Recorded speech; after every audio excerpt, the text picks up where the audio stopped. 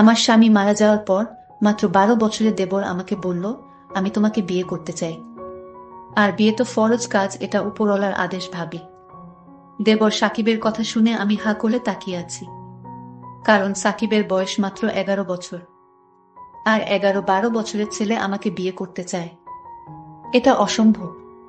কিন্তু আমি যাকে বাচ্চা ছেলে ভেবেছিলাম সে তো একটা। তাহলে ঘটনাটি বলি, মনোযোগ সহকারে শুনে নিন। আশা করি অনেক ভালো লাগবে আপনাদের। যেই সাকিব আমার দেবর, এটাই তো সেই সাকিব যে আমার চোখের দিকে তাকিয়ে কথা বলার সাহস পায়নি, অথচ আজ এই সাকিব আমাকে বিয়ের জন্য অফার করছে। সময় কতটা বদলে গেছে, পরিস্থিতি আর ভাগ্য আমাকে কোথায় দাঁড় করিয়েছে, সেটাই অবাক চোখে তাকিয়ে দেখছি। সাকিব আমার ছোট দেবর, আমার স্বামী জিসানের ছোট ভাই। আমার স্বামী জিসান স্ট্রোক করে মারা যান। আমাদের গ্রামের সরকারি হাই স্কুলে চাকরি করতেন। ঢাকা একটা ট্রেনিংয়ে যাওয়ার পথে স্ট্রোক করে 20 দিন চিকিৎসা অবস্থায় মারা যান। আমার এক ছেলে এক মেয়ে। বড় মেয়ের নাম সুমি আর ছোট ছেলের নাম সিফাত। মেয়েটার বয়স 8 বছর আর ছেলেটার 4 বছর। খুব সুখের সংসার ছিল আমাদের, সবাই মিলে কতই না ভালো ছিলাম। জিসানরা 3 ভাই 1 বোন। জিসান সবার বড় ছিল। মেজো ভাই প্রবাসে থাকে, আমার মেজো জাতা বাবার বাড়িতে থাকে। এখানে নাকি খুব অসুবিধে হয়। বিয়ের 4 মাস যেতে না যেতেই আমার মেজো দেবরকে নিয়ে আলাদা হয়ে যায়। আমি শুধু আলাদা হতে পারিনি, কারণ জিসানের মা কে দেখবে, আমি তো উনার মেয়ের মতো। তাও বউ হিসেবে আমার মেজো যাই ভালো।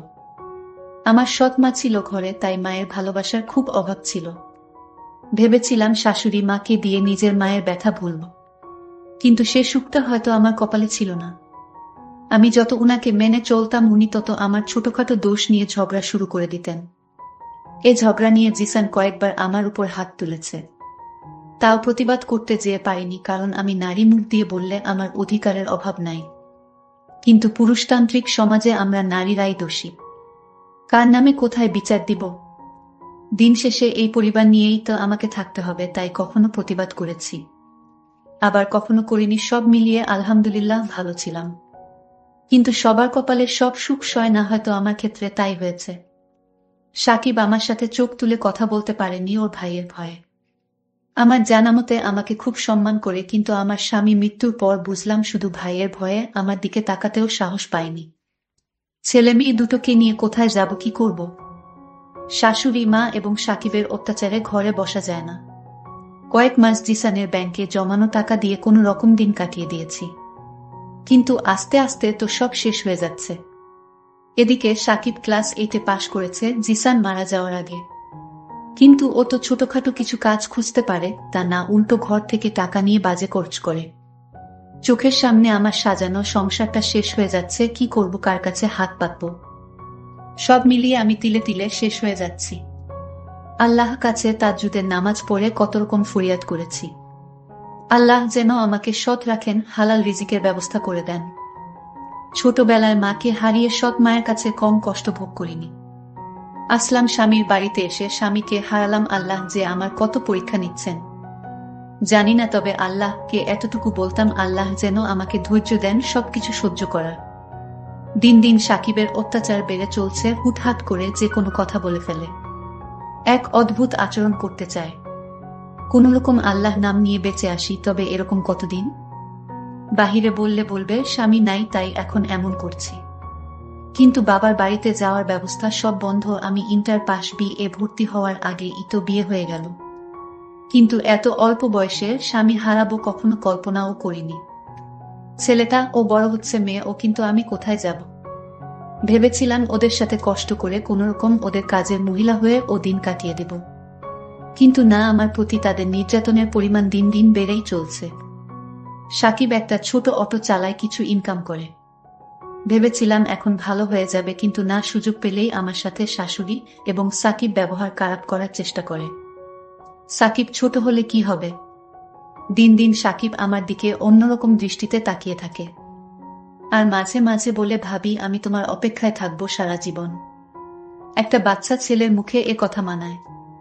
প্রতি উত্তরে বলেছিলাম, তোমার ভাই কিন্তু কথায় কথায় বলতেন, আমি তোমার বোনের মতো, আর আমি তোমাকে ছোট ভাইয়ের মতোই দেখেছি। জিসান আমার হাত টেনে দুহাত ধরে বলল, আমি কখনো তোমাকে বোন ভাবিনি, বরং তোমাকে বিয়ে করে ঘর বাঁধার স্বপ্ন দেখেছি।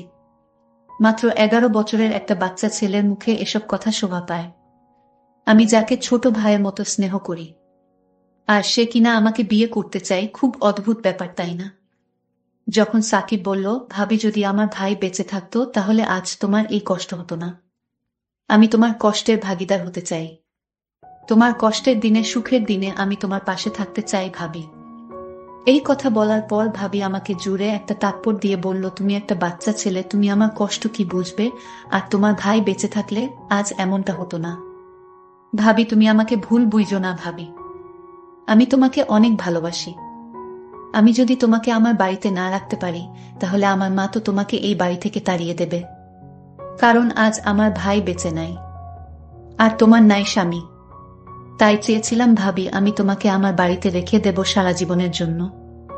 সাকিব এই কথা বলার পর খুব অসহায় লেগেছে। সেদিন যেদিন আমার ছেলে পরীক্ষা ফিস দেওয়ার জন্য কতবার টাকা চেয়েছে, প্রতিবার সাকিব বলেছে তোর মায়ের কাছে গিয়ে জিজ্ঞেস, আমি তাকে বিয়ে করতে চাই, যদি রাজি হয় তাহলে তোরে অনেক টাকা দিই চকলেট খাওয়ার জন্য।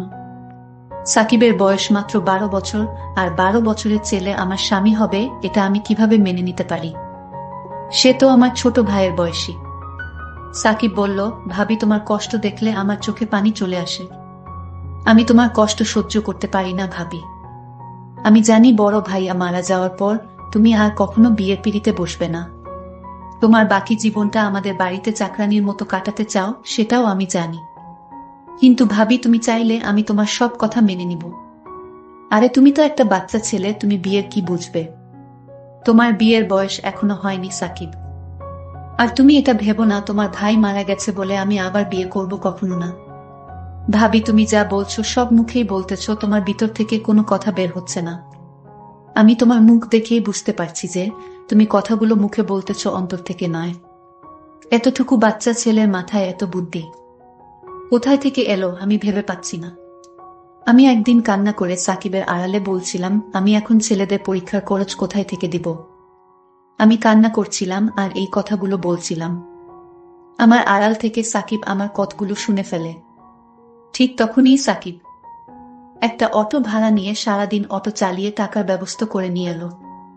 সাকিব রাতে আমার ঘরে চুপি চুপি ঢুকে বলতে লাগলো, আমার লক্ষ্মী ভাবি তুমি কান্না করছো কেন? কি হয়েছে তোমার? ভাবি বলল, তোমার কাছে বললে কি হবে? আরে ভাবি বলো না শুনি, সমাধানও তো করতে পারি। তুমি একটা বাচ্চা ছেলে, তোমার বয়স কম, তুমি কি বুঝবে? আরে ভাবি শোনো, তুমি আমাকে ছোট দেখতে পারো, আমার বয়স কম হতে পারে, কিন্তু ভাবি মানুষের দুঃখ কষ্ট বুঝার ক্ষমতা আমার আছে। একবার বলো না। তখন ভাবি বলল, মাস্টার আমার ছেলের পরীক্ষার ফিসের জন্য তাগিদ দিয়েছে, বলেছে কাল পরীক্ষার ফিস দিতে না পারলে পরীক্ষা দিতে দিবে না। ওহ ভাবি এই ব্যাপার সমস্যা নাই ভাবি, তুমি যখন একা একা বসে কান্না করেছিলে তখন আমি তোমার কথা শুনেছি। তারপর আমি একটা অটো নিয়ে বের হয়ে যাই আর তোমার ছেলের পরীক্ষার ফিসের ব্যবস্থা করে ফেলেছি। এই নাও, এখানে 1000 টাকা আছে, তুমি তোমার ছেলের পরীক্ষার ফিসটা দিয়ে দাও। তখন ভাবি খুশি হয়ে টাকাগুলো হাতে নিয়ে ছেলের পরীক্ষার ফিস দিয়ে দিলেন, আর তার ছেলে পরীক্ষা দেওয়ার সুযোগ পেয়ে গেল। একদিন দেখি ভাবির শরীরটা খুব দুর্বল। ভাবিকে বললাম, ভাবি তোমাকে আজ খুব দুর্বল দেখাচ্ছে কেন? আরে এ কিছু না। তারপর ভাবির কপালে হাত দিয়ে দেখি শরীরে অনেক জ্বর, জ্বরে গা পুড়ে যাচ্ছে। আমি বললাম, ভাবি তোমার তো শরীরে অনেক জ্বর। তখন ভাবি জ্বরে জ্ঞান হারিয়ে ফেলল। আমি চালু করে জলপট্রি দিলাম, তারপরও দেখলাম কিছুতেই জ্বর কমছে না।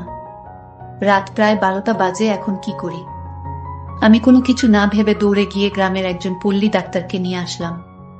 তখন ভাবি জ্বর মেপে ওষুধ দিয়ে গেল। আমি সারা রাত ভাবির পাশে দাঁড়িয়ে রইলাম।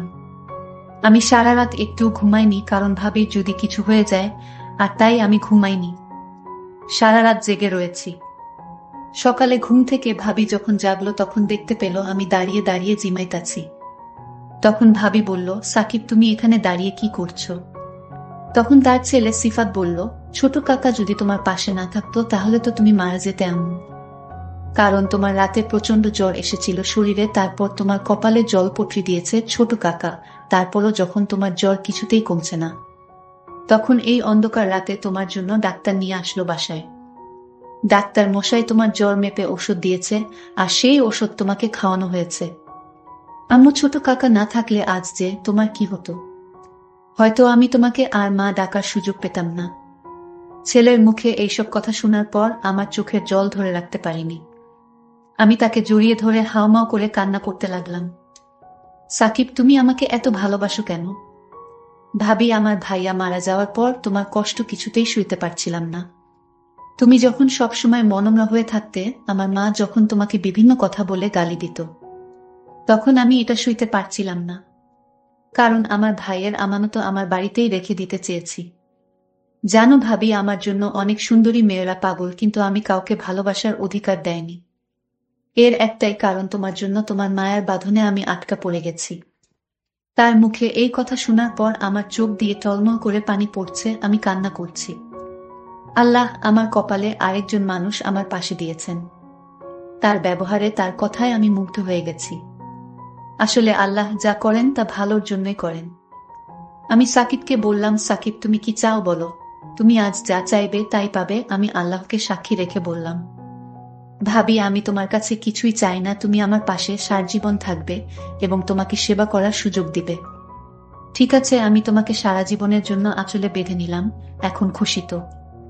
সাকিব চোখের জল মুছতে মুছতে বলল, ভাবি, আমার মতো সুখী মানুষ এ পৃথিবীতে আর কেউ নাই। অনেক সাধনার পর তোমাকে এই বাড়িতে রেখে দিলাম সারা জীবনের জন্য, এটাই আমার সার্থকতা।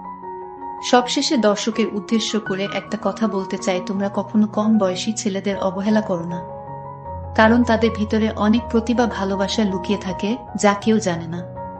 আজকের গল্পটি এখানেই শেষ করলাম। ভালো থাকবেন সবাই, ধন্যবাদ।